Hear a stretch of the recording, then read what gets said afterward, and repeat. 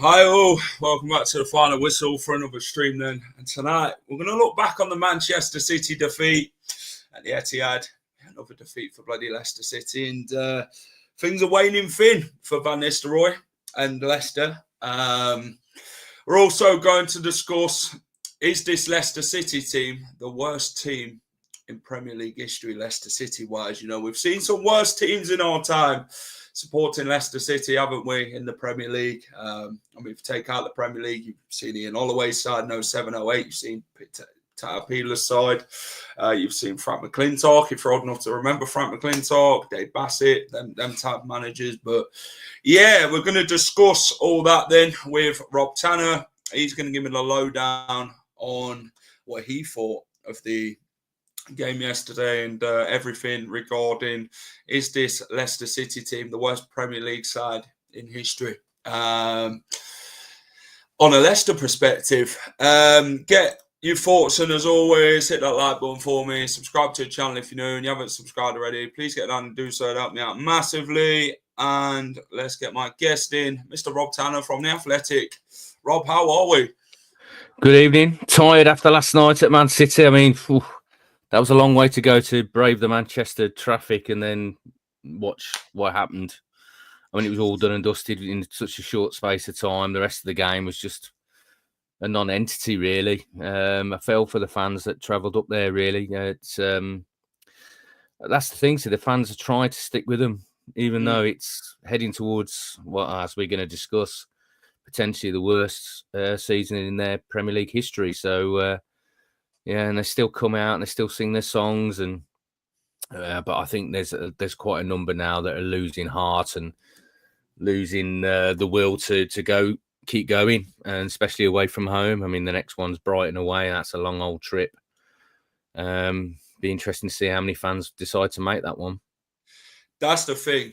I mean, what was it? Man City went from 3,000 to 1,500. Obviously, I think there were 1,000 there. Obviously, Man City protested, didn't they, with the ticket thing, whatever that is. They took their stand against that. Well, that's because they keep putting tickets on like ticket sites like Viagogo and whatever, and then they end up with away fans in the home end. But I don't think there was any danger of that happening last night with Leicester fans. You know, there were tickets available for the away end.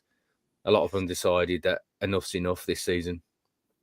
Yeah, I think Leicester fans have done the same. You know, it's an eye-bloody watering game, very stale game, should we call it, as a Leicester perspective, as a fan. And before we go on to Man City, Rob, and before we go on to the title of the show of what we've called it, about the Leicester City team in Premier League history, and before we read your article as well regarding records, stats, you've overloaded that today, haven't you? Which is a very good article. If you want to go and read Rob's article, go and check out on his Twitter page, better known as X now. But Rob, before we do all that, let everybody know what you're doing at The Athletic. I've been the Leicester City correspondent for the Leicester Mercury and The Athletic for 16 seasons.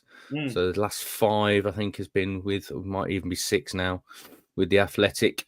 Before that, the Leicester Mercury. So seen a lot of changes, seen a lot of highs, incredible highs. Seen a few lows as well, most recently. Right, Rob. Manchester City away. We'll discuss that quite briefly. 2-0 defeat for Leicester. I mean, same old story. Let's talk about the team to start off with.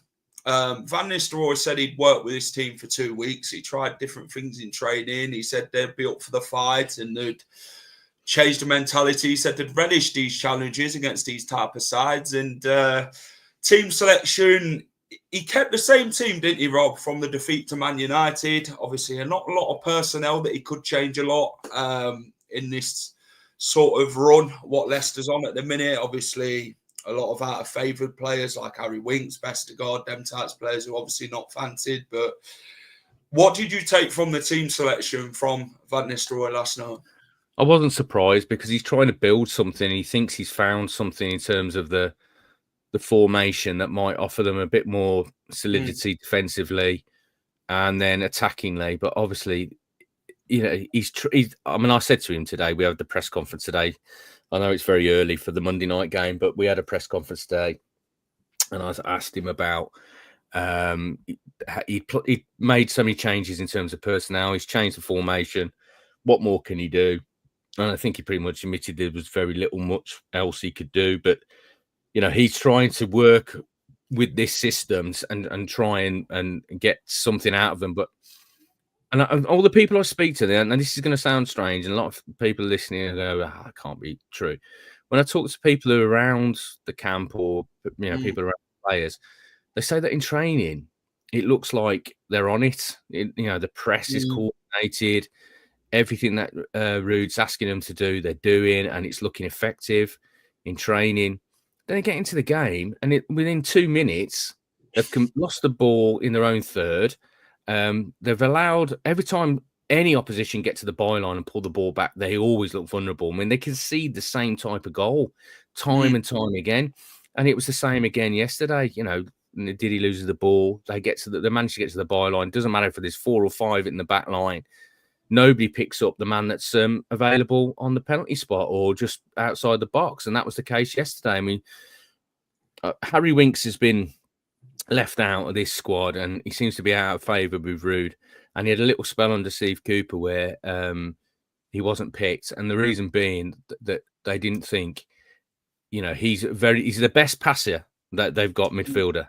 Best passing midfielder they've got, but perhaps not great at picking up people that are loose around the edge of the box or in the box, that defensive side. And that's why he keeps going with Samari and Ndidi. But I've noticed in the last few games, Samari switches off. He's not getting back. He's not putting the effort in. I mean, Grealish was unmarked. I mean, that should not be happening in the first 2 minutes of a game away at Man City when you're going to be under pressure in the first 20 minutes. You should be all on it collectively. And it was 2 guys in front of the back 4 that let them down in that goal. And it seems to be such a repetitive thing. I mean, I tweeted a week or so ago, I said something like, I've run out of things to say. And I have, because I'm saying the same things every game. And it must be so frustrating for Ruud and his coaching staff. And he must be wondering what else he can do. Because he swapped people in and out, and it's making no impact. And he swapped systems, and it's made no impact. 14 defeats out of 15 games says it all. Well, you brought the stat up. I was about to get to it, but at least someone said it with a straight face. I mean, I'd been fuming looking at that stat, But you touch on Harry. Jack, if you're going to get fuming about one stat, wait till we get into all of them. Well, I think it'd be eye-watering when we do. I think people turn off at that point. To be fair, you look on Harry Winks. I mean, very good in the Championship last season. He could pick out a pass. He'd have more seconds to think about it. In the Premier League, they're at you, aren't they, straight away? You've not got much time to even think about that next pass.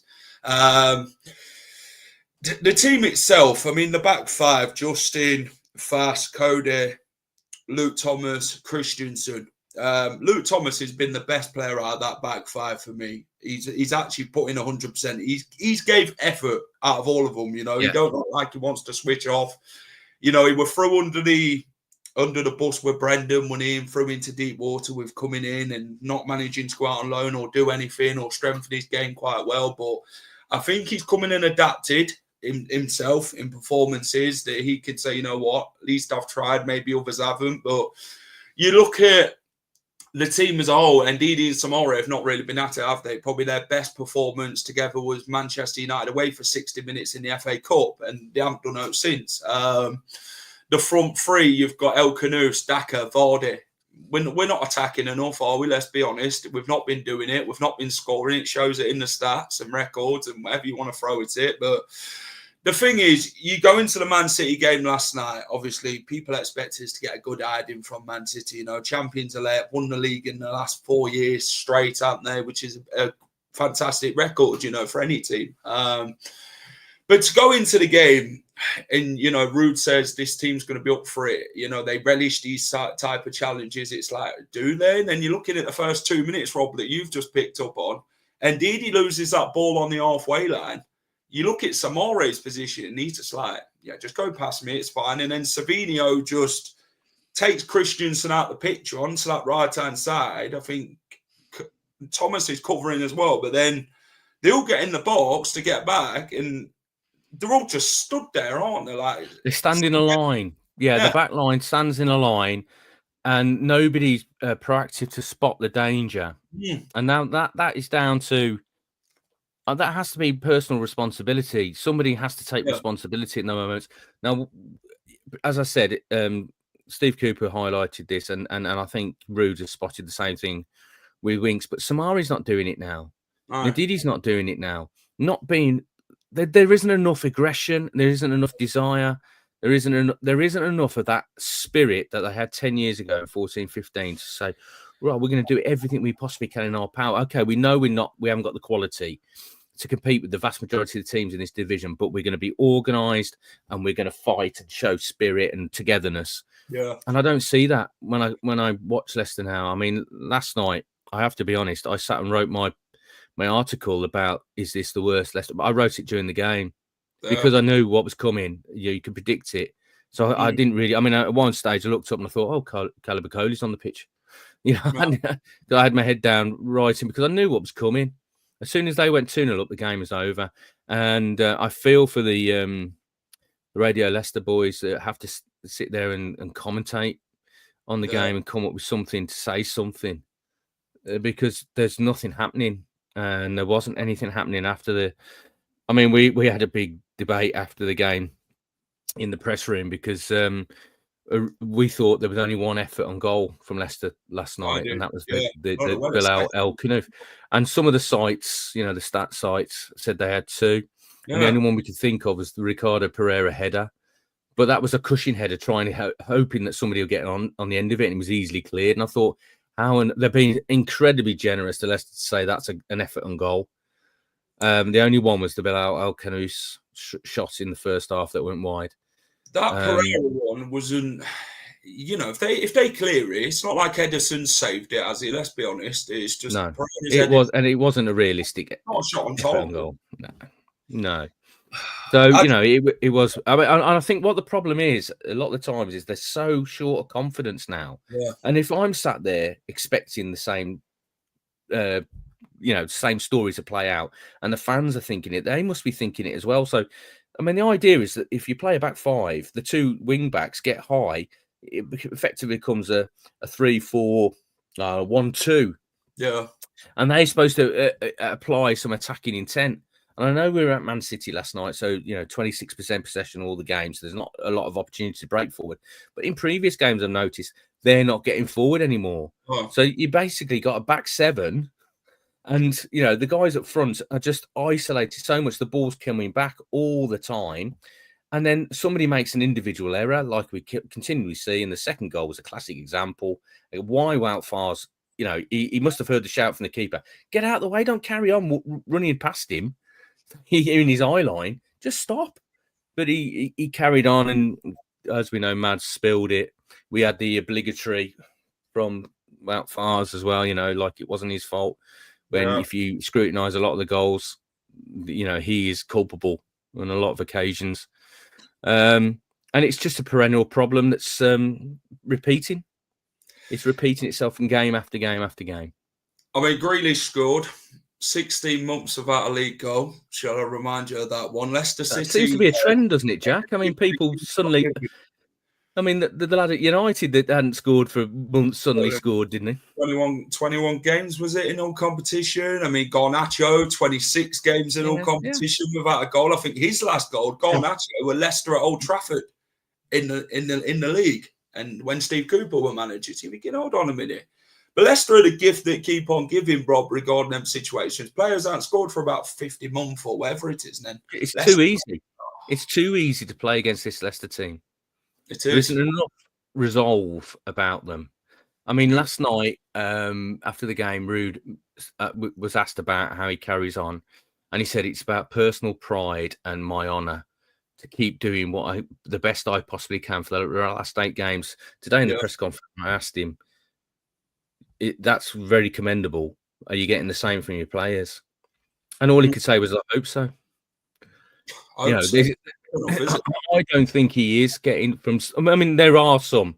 They've got a lot of pride, like Jamie Vardy. You keep running and running and running for you. And he was taken out at half time to save him because that was, there was no way they were going to turn that round last night. Right. So with a game coming on Monday night, and he's played so many games this season, Van Nistelrooy did genuinely take him off to save him for Newcastle at home, because there's more chance of him, getting an opportunity in that game than there is at Man City away when they're 2-0 down and nobody's offering anything. But I look around that squad and I think, who are the players that are putting in a genuine effort? Bilal El Khanous. Yeah, that's like when he went off. I mean, sometimes you just want him to calm down a little bit, because he's like a head chicken for a while. He's chasing everybody for a bit, and then he's not effective enough when he needs to be. But that's experience, and this is his first season in the Premier League. So, and I mean, I think when the dust settles and Leicester are relegated, there'll be a number of players that will be assets that they can sell on. He'll probably be one of them. Obviously, Mads is going to be the main one. But then I look around and you mentioned Luke. Luke's doing his best. Yeah. He's a nice kid. He'll come in and do whatever role you want him to do. And I know he's not had a great season, but James Justin will always do his best. But then I'm looking around and I'm wondering, who else has got the appetite for this? One of them. And you look at some of the characters and you think, not many of them. Not many have got the appetite for this. Looks like they've given up. And but now it's too late, unfortunately. 12-point gap with 8 games to go. As I said, lost 14 the last 15. It's too late now.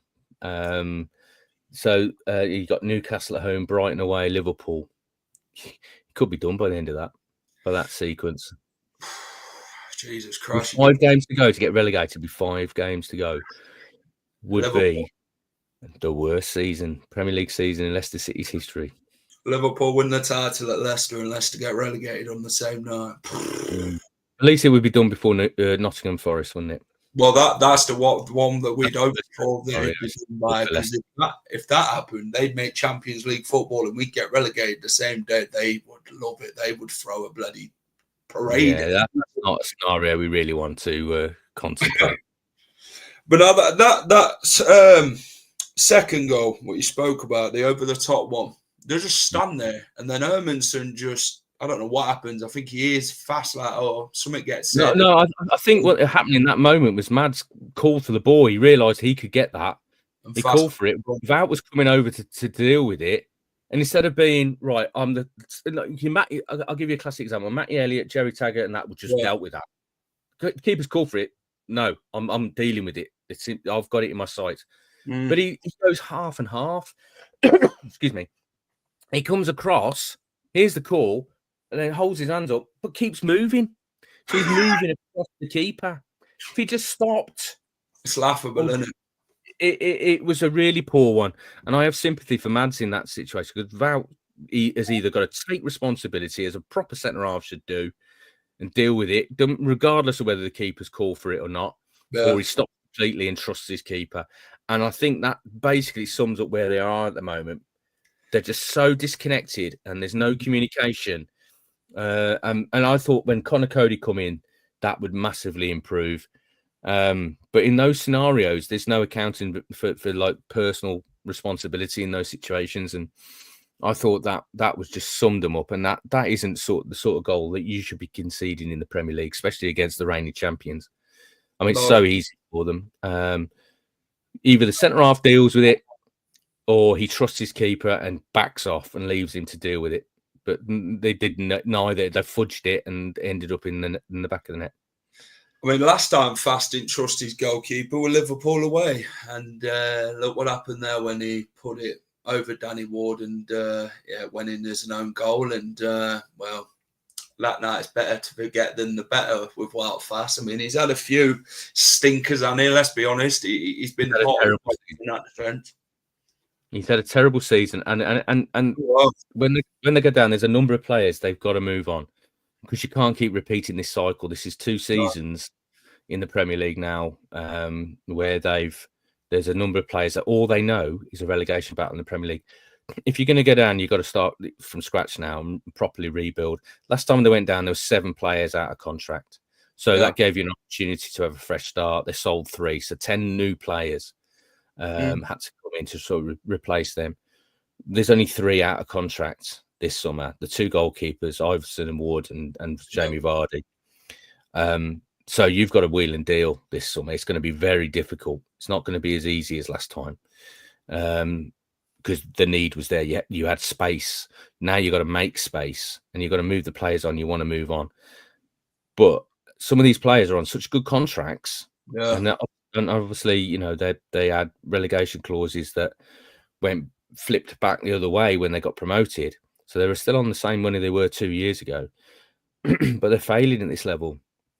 So if you've got any hope of coming back up and staying up, you've got to have a clear out and have new personnel coming, because some of these players, you know, have had plenty of opportunities now to show what they're about in the Premier League, and some of them just aren't up to scratch. So there needs to be clear out. But the big problem Leicester have is they're on good contracts, so they might not be keen to move on, because other clubs aren't going to offer them what they're earning right now, and certainly in terms of your valuation of them in terms of transfer fees, because they're under contract, you're going to have to lower that. It could, you know, it's going to be really difficult. Like Semp says here, half of the team don't want to be there. I mean, the mentality, you know, full-time whistle goes at Man City, right? They obviously, Rude knew Leicester were beaten at half-time. That's why he made all the changes and whatever. He knew that they had to not concede anymore. They had to keep that score down. But full-time whistle goes, Rob, and I don't know if you've seen it yourself. Then players didn't look like they wanted to applaud the fans. They were looking straight down the tunnel, were like, see you later, had enough, not bothered. And this is the mentality for me with these players. They need to go there and applaud the travelling support, because people work 7 days a week, don't they, sometimes, and they take time out of work to go and travel and support their team, and they earn money week in, week out to go and watch the club they love. And this is a problem. And Conor Cody, as much as he's been criticised for whatever he's been doing, podcasts and whatever, but last night he stood there like a captain and said to this team, these fans have come to watch you. You've done what you've done in the game.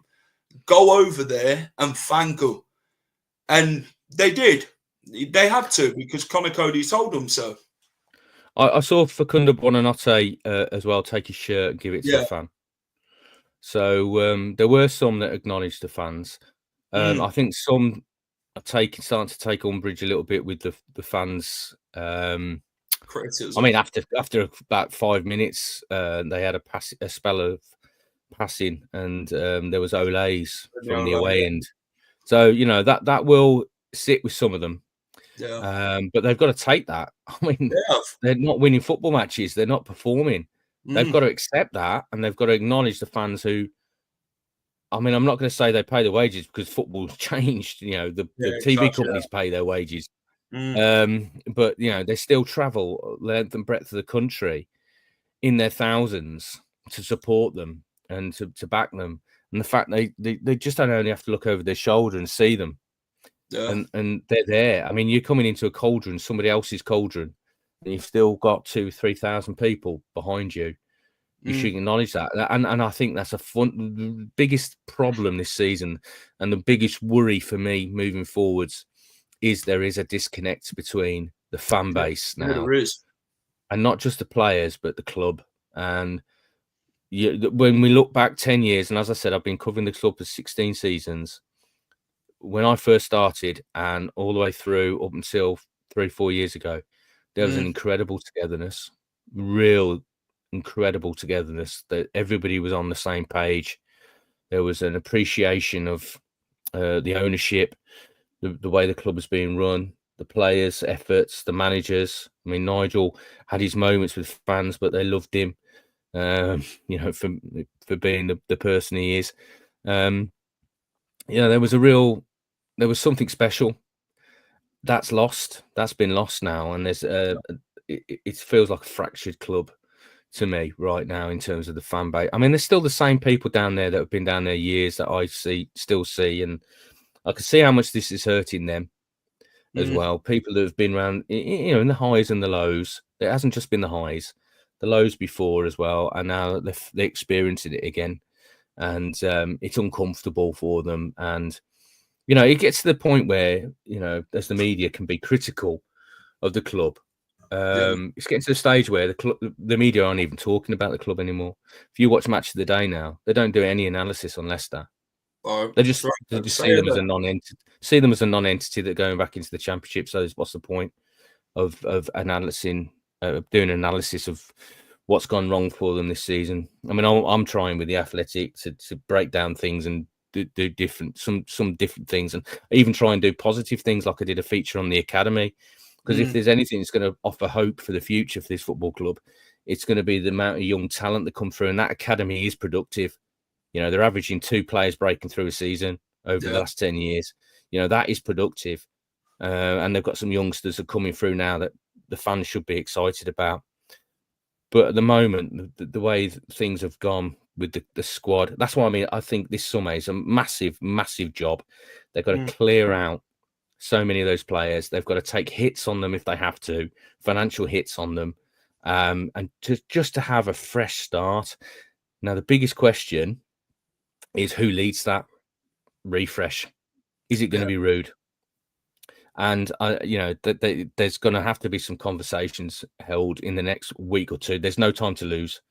As I said, if you're going into the Championship, you've got the opportunity to plan properly. It needs to start now. His future's got to be discussed, doesn't it? Let's be honest. It's a sackable offence, isn't it, Rob, with the form that they're on at the minute, with how things have gone after Cooper's gone and how things have gone under Rude with all the records that are being broken, all these games to losing and not scoring, everything like that. It's just a complete mess. When we have had the low ebbs before, Peter Taylor, McClintock, we always have had that. It's long gone with this assemble of so-called pros. Do you know why Ruud van Nistelrooy isn't giving the youngsters a go, Rob? Jeremy Monger's the one that everybody talks about. But the problem with Jerry Monger is he's still at school. So you're preparing for a Premiership game when you're all under pressure, facing relegation, and he can only train with you once or twice a week. It's not ideal. That would be a huge call to give Jeremy Monger his Premier League debut, 15 years old, in this scenario. When you can only work with him once or twice a week because he's at school. He's not a professional footballer. He's not even on scholar forms. So there is an issue there. Some of the younger lads, Will Alves is out on loan at Cardiff. Ben Nelson's recovering from injury. There's not a lot you can do at this moment. And I know the fans would love to see some of these youngsters come in at the end and just like build for next season. And at some stage that has to happen, I think. When relegation really is confirmed, then you have to start looking forwards and to life in the Championship, whatever that may be with the EFL and whatever any sort of restrictions they place on the football club this time round. Because we're still, obviously accounts came out the same day as the Man City game, and another loss, 19.4 million, but they slashed something like 96, 97 million from the wage bill, but it was still the highest wage bill in the Championship by £30 million. That is a huge amount. That is the record for the Championship, for the second tier of English football. That was the biggest budget to get back up, and they cut that by such a huge amount. Now, obviously, a lot of those lads will have their wages restored when they got promoted and promotion bonuses. So the outlook is still going to be that they've got a big budget because they can't move players on from these contracts. So hopefully, over the next couple of years, they can get back on an even keel and start to build again.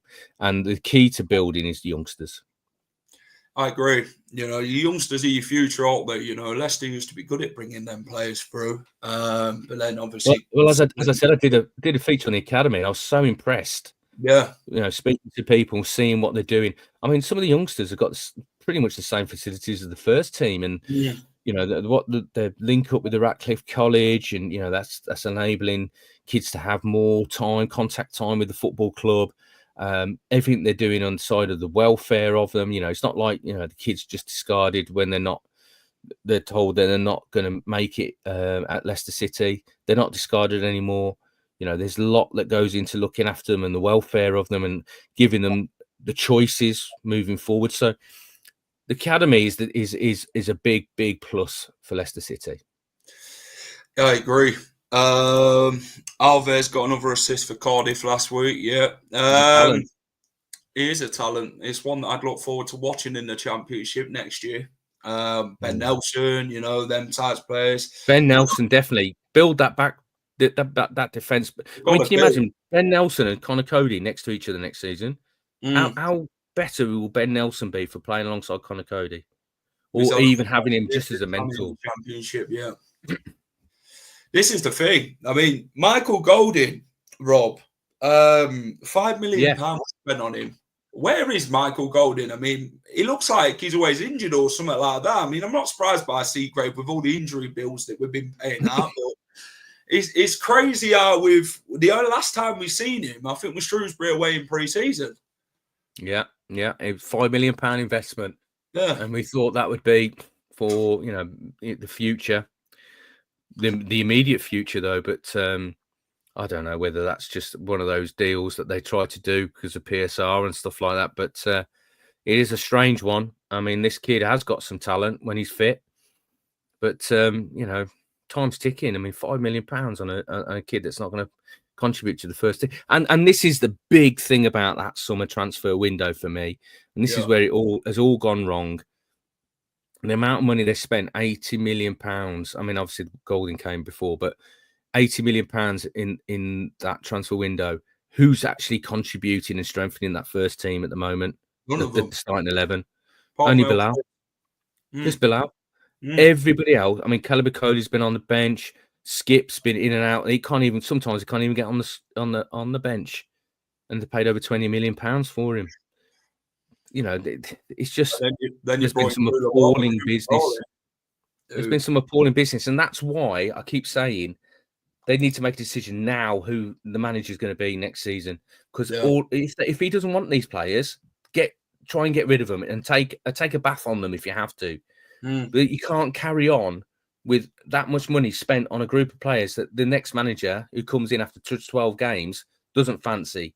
How's that a recipe for success? It's not.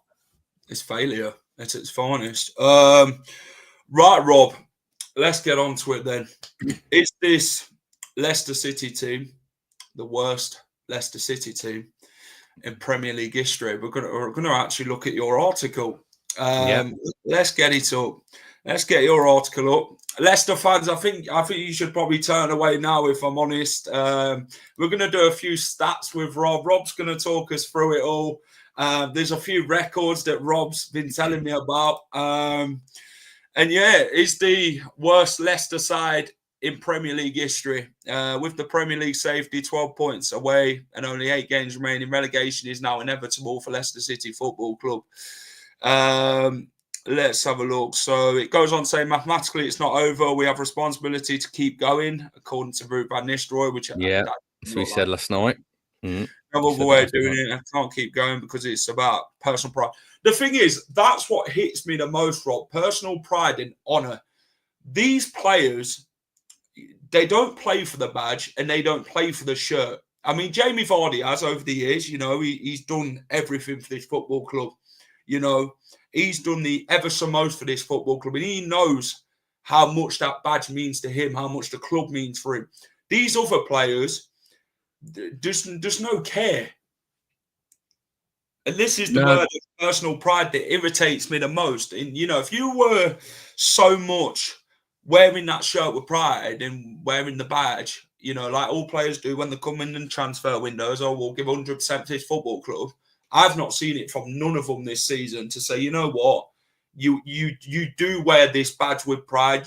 You've really done well, respected the club, and you've done exactly what's been asked of you. You know, we've been proud of you this season for what you've done, and we can't say that for none of them.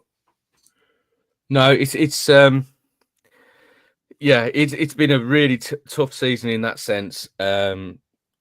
I think, as I said earlier, the disconnect between the fans and the players is growing because all fans really expect at the start is 100% effort, determination, and at times that's been missing. It really has been missing.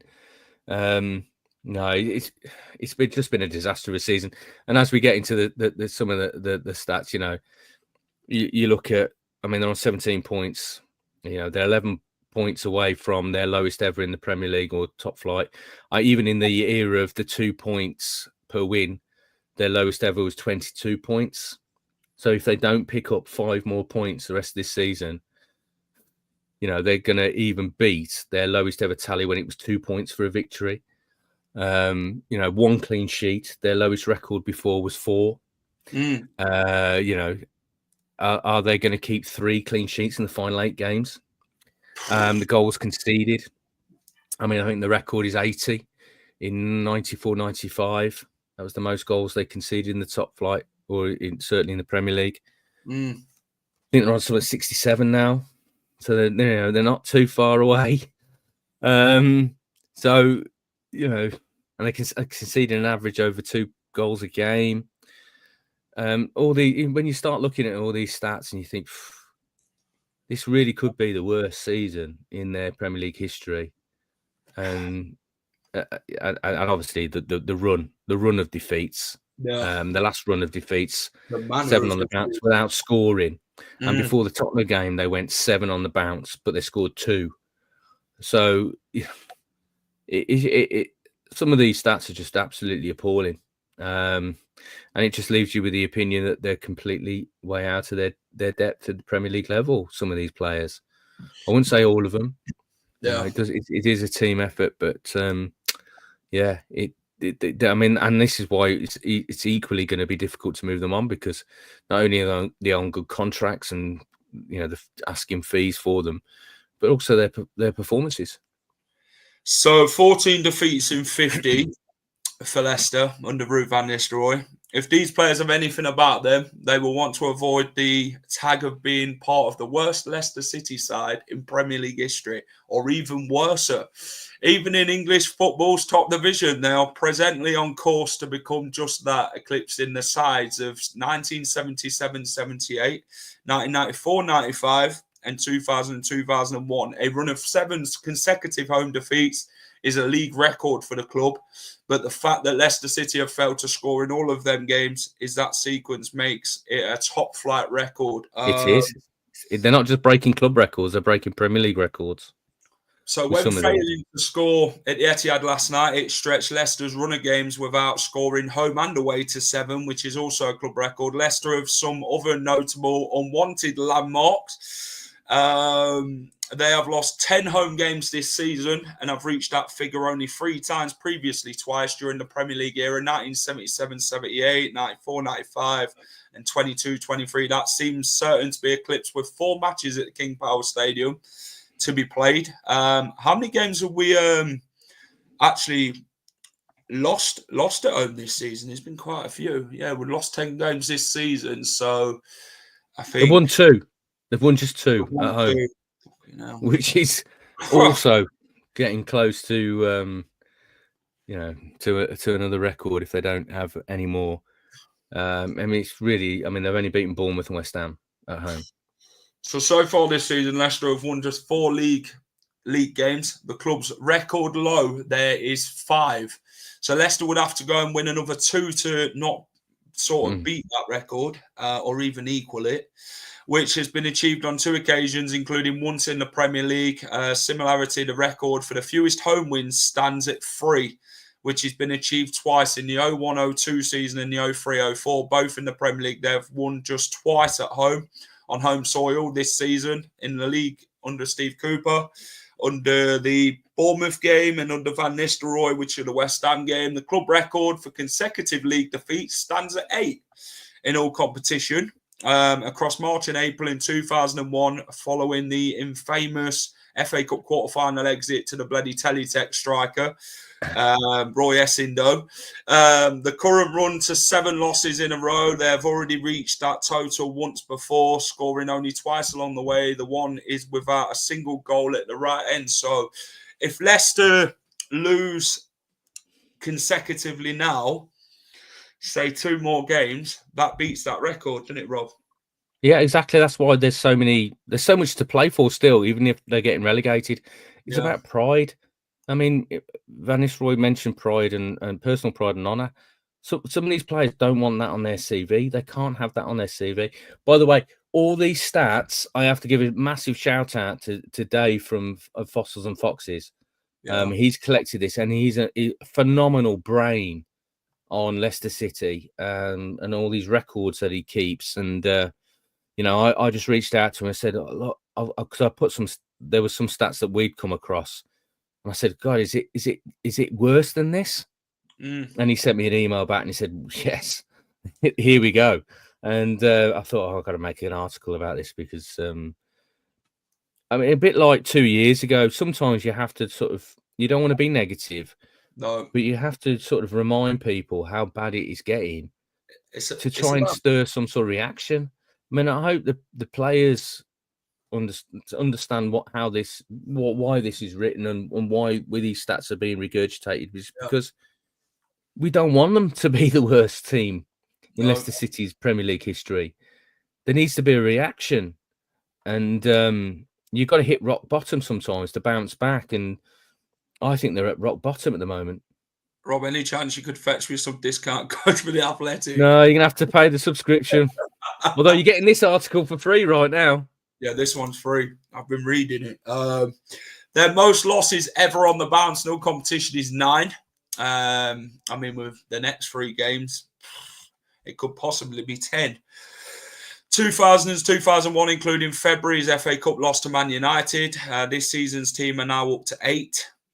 So, yeah, 2 more in the next 3 could be very much doom and gloom. Obviously, the thing is, you never want to see your club in any of these positions. Do you get what I mean? You always want to back your club and hope they do the best, because the fans always want the best for their football club, and we're passionate about these type of things. And this is what you want to see from the players: positive play, something that's going to get you off your seat, something that's going to galvanize it, in the right direction and rather than downwards.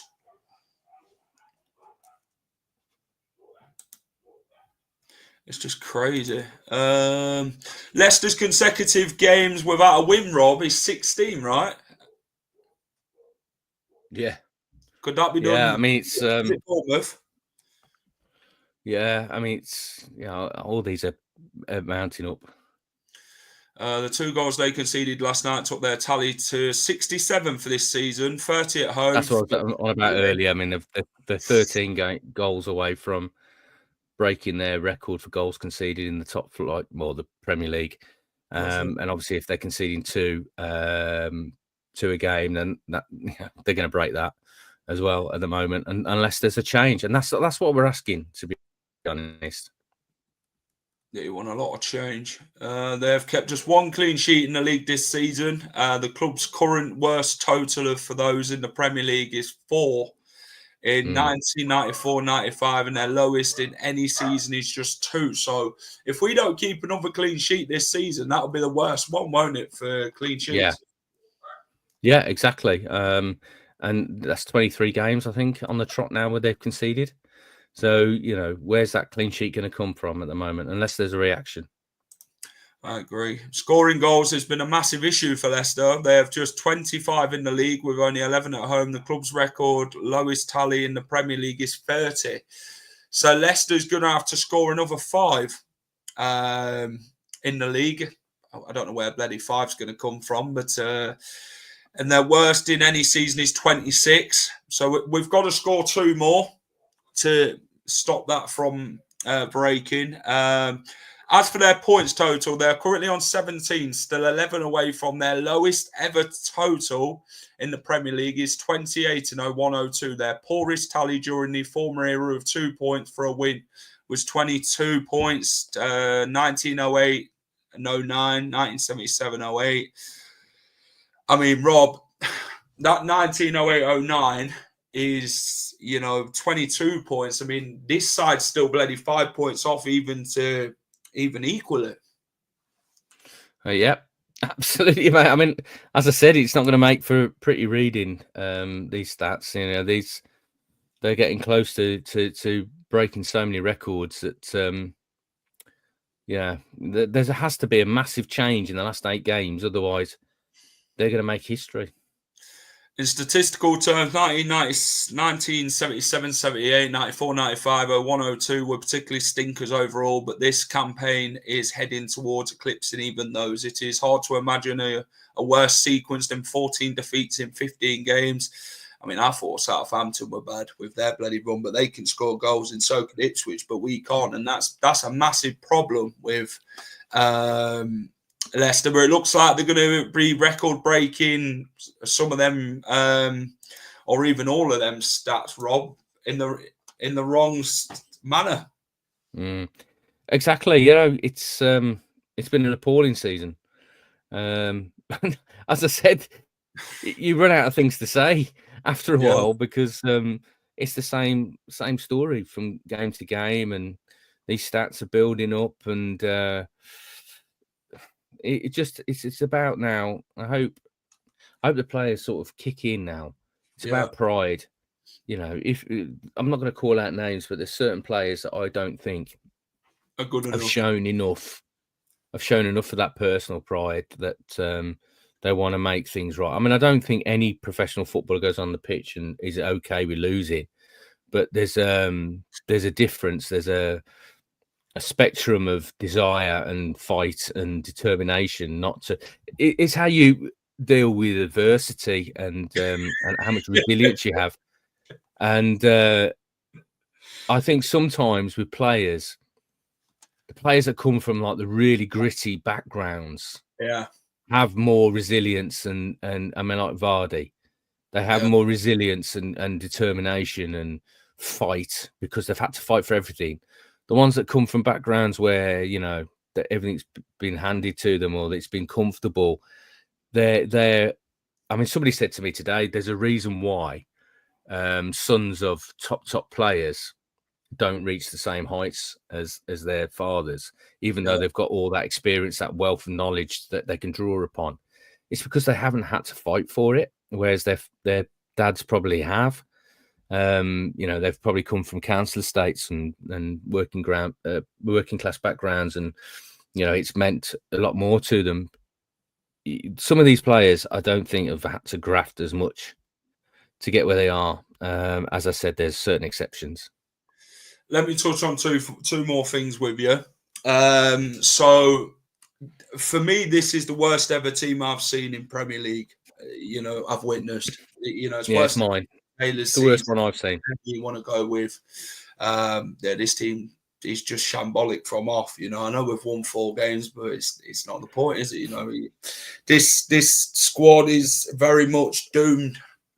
It's destined for the championship.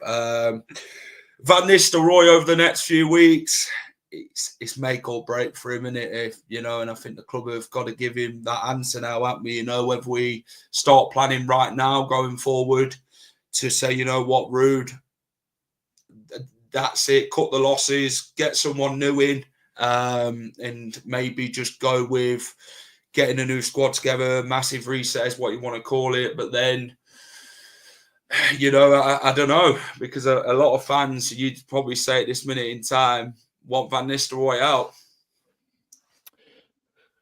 I haven't really heard that too much inside the grounds. I think the emphasis has been on the board, and I believe there's some sort of plane that's going over the Liverpool game that's going to express a sentiment like that.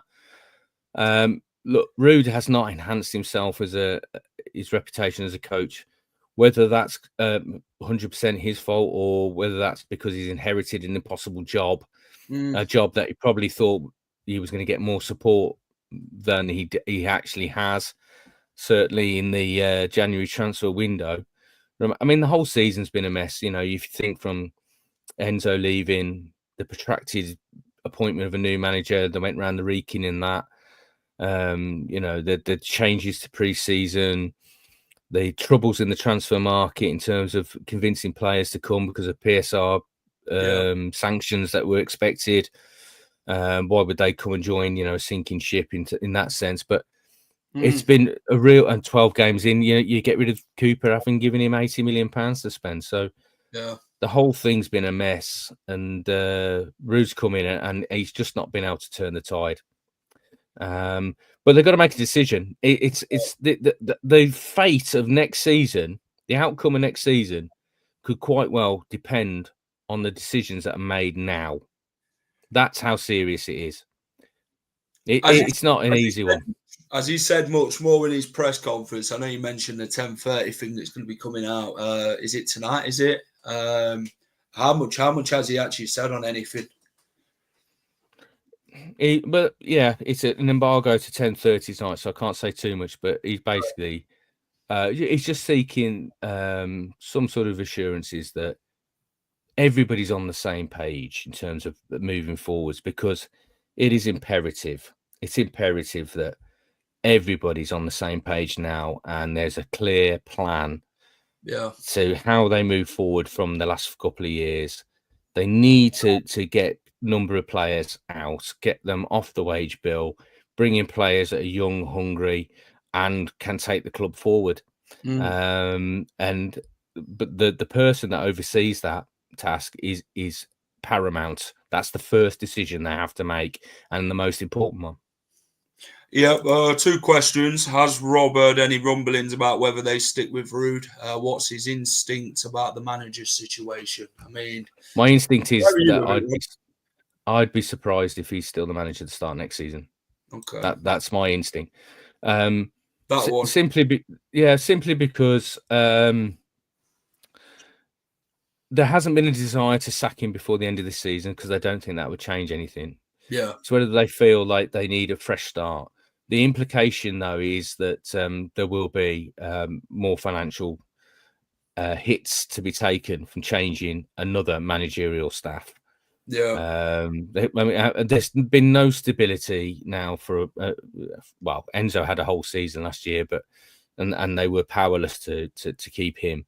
But you know, there has been a number of changes over the last few years. There's been no stability, and without stability, you can't plan forwards. No.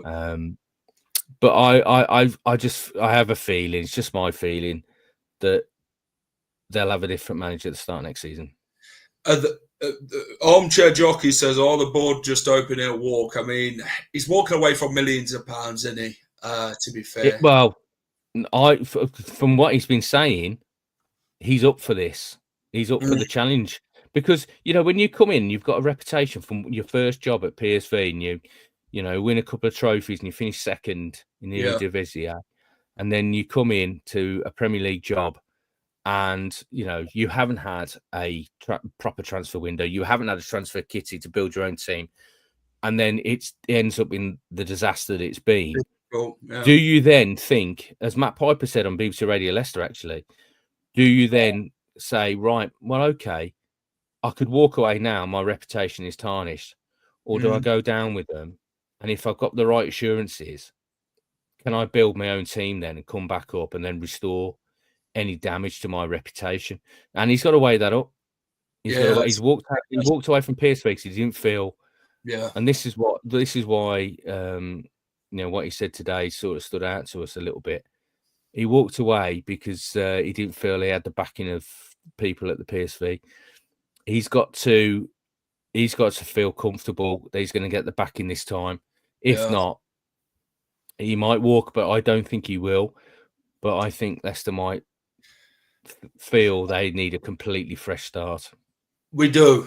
And this is the thing, we haven't backed him either. Let's be honest. Boyo Koulibaly's I don't know where he is since that Brentford game. I mean, he's a physical player, isn't he, Rob? That's what you want to see in a bit of physicalness. Someone who's going to take the fight to these teams and be collective. And Woyo could have barely offered that in that Brentford game. But all of a sudden, he's not been played since. But Jamie Vardy, I mean, Rob Dorsett said about his future today regarding that will be developed in the What's next. Rob said? I haven't seen that.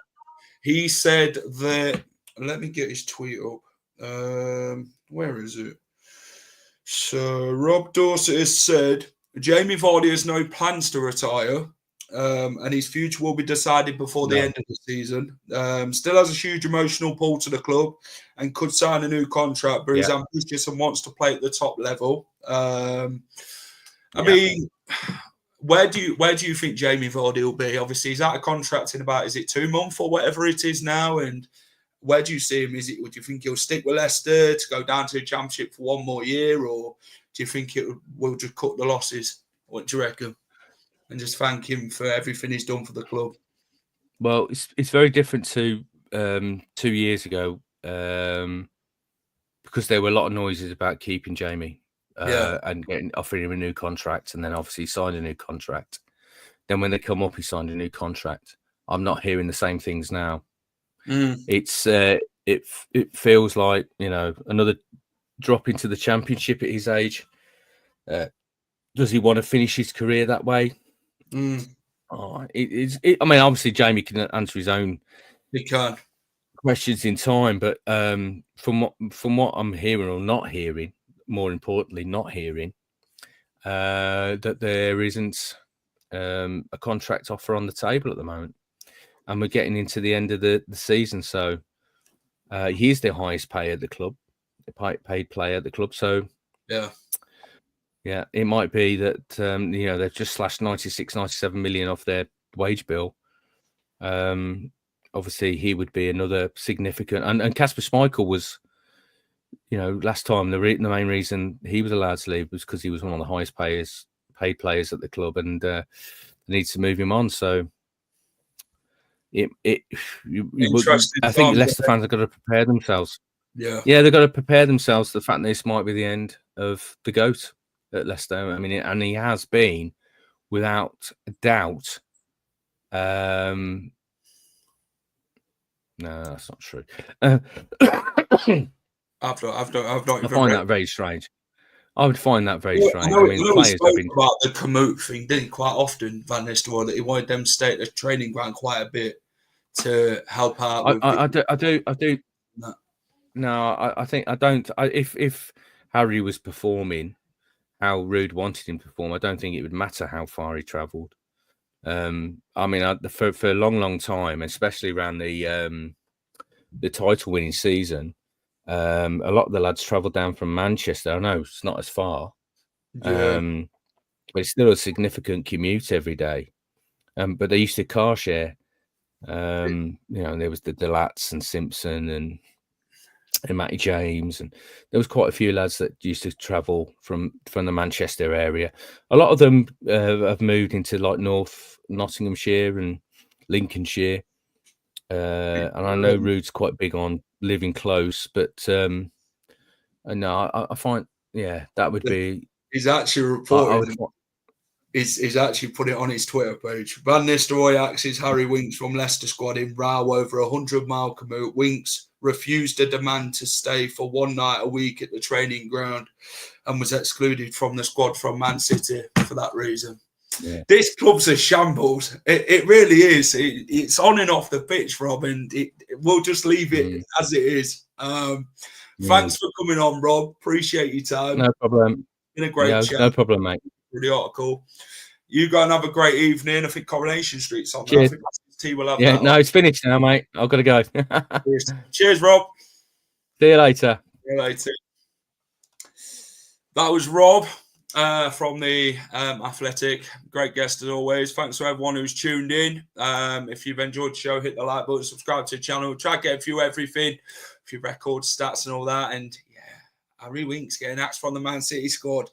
Oh, things just seem to don't get anything better at Leicester City, do they? Let's be honest. But I'm going to go and have a read of John Percy's article now when he ends this. And yeah, thanks for watching. Take care. Go and check out the match day vlog. Go and check out all the bits what I got up to yesterday in the Manchester area and that regarding the Etihad and that. And yeah, go and check it out. But thanks for watching. Take care. Have a great rest of the evening, whatever you're up to.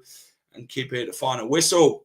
Hi all, thank you for watching the final whistle. If you enjoy all our content, please remember to smash a like, share and subscribe to the channel.